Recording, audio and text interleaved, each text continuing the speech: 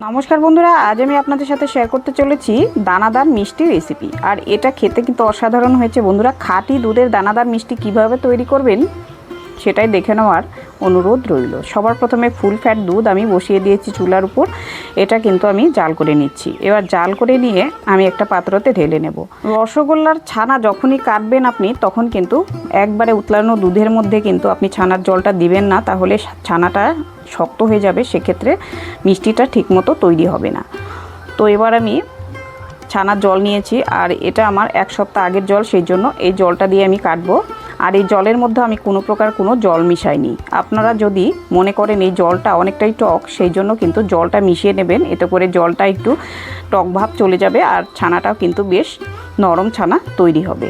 এবার উপর থেকে আমি জলটা ঢেলে দিলাম, তারপর হাতা দিয়ে নেড়ে দেখছি। আস্তে আস্তে করে নেড়ে নেড়ে দেখব ছানাটা কতটা পড়ছে। তো দেখতেই পাচ্ছেন ছানাটা কিন্তু আমার পড়ে গেছে, দুধটা থেকে ছানাটা আলাদা হয়ে গেছে, আর জলটাও কিন্তু নীল রঙে বেরিয়েছে। এই পর্যায়ে উপর থেকে আমি একটু ঠান্ডা জল ছিটিয়ে নেব। এতে করলে কি হবে, ছানাটা একটু নরম থাকবে, আর ছানার মধ্যে যদি কোনো টক ভাব থেকে থাকে সেটাও কিন্তু বেরিয়ে যাবে। এবার হাতা দিয়ে আমি ছানাটাকে একটা সুতির কাপড়ের মধ্যে ছেঁকে নেব। পুঁটলিটা বেঁধে আমি ঝুলিয়ে রেখেছিলাম 30 মিনিটের মতো। 30 মিনিট পর আমি খুলে দেখাচ্ছি। দেখুন ছানাটা কি সুন্দর তৈরি হয়ে গেছে।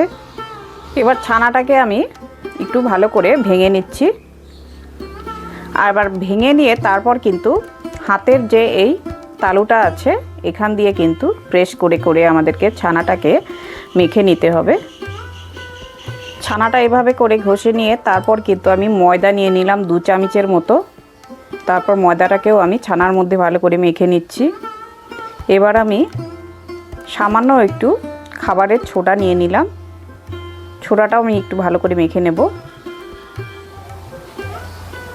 তারপর নিয়ে নেব আমি একটু 2 চামচের মতো চিনি। এবারে সবটুকু উপকরণ আমি ভালো করে আর একটু মেখে নেব।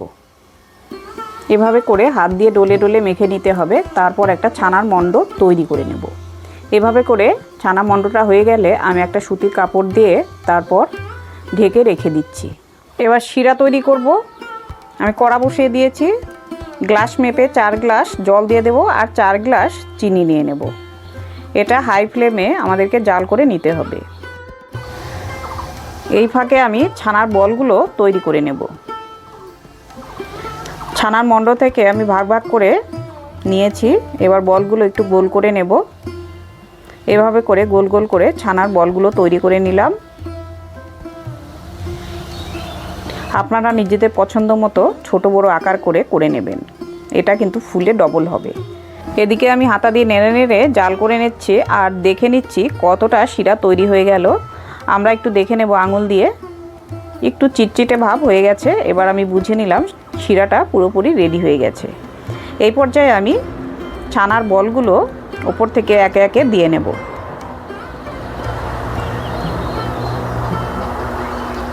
এটা কিন্তু হাই ফ্লেমেই রাখবেন। গ্যাসের ফ্লেমটাকে হাই ফ্লেমে করে তারপর ছানার বলগুলো শিরাটার মধ্যে জাল করে নিতে হবে। তো বন্ধুরা, মিষ্টি তৈরি করার জন্য কিন্তু খাঁটি দুধটাই প্রয়োজন। আর আমাদের বাড়ির দুধের মিষ্টি আমি তৈরি করে নিলাম। আর এভাবে করে শিরাটাকে ওপর থেকে দিয়ে দেবেন, আর একটু হাতা দিয়ে দিয়ে এভাবে চাপ দেবেন, তাহলেই কিন্তু মিষ্টির সম পরিমাণে জালটা হবে, আর ভেতর থেকে পুরোটাই হয়ে যাবে। তো এইভাবে করে জাল করে করে নিচ্ছি। দেখুন ফুলে কিন্তু ডবল হয়ে গেল। এই পর্যায়ে আমি কিন্তু জালটা বন্ধ করে দেব। আমার পুরোপুরি হয়ে গেছে। তো দেখুন বন্ধুরা কত বড় হয়ে গেছে। এবার পরদিন সকালবেলা আমি দেখাচ্ছি। এই শিরার মধ্যে আমি ডুবিয়ে রেখেছিলাম। আমি কিন্তু পাতলা আলাদা করে কোনো শিরা তৈরি করিনি। তো শিরার থেকে সবটুকু মিষ্টি তুলে নিলাম।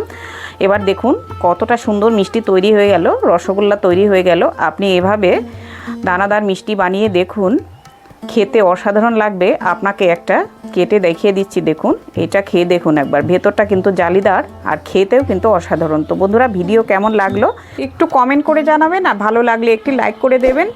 আর পাশে থাকার জন্য অনেক অনেক ধন্যবাদ রইল। এভাবেই সঙ্গে থাকুন, দেখতে থাকুন মঞ্জুস কিচেন। ধন্যবাদ।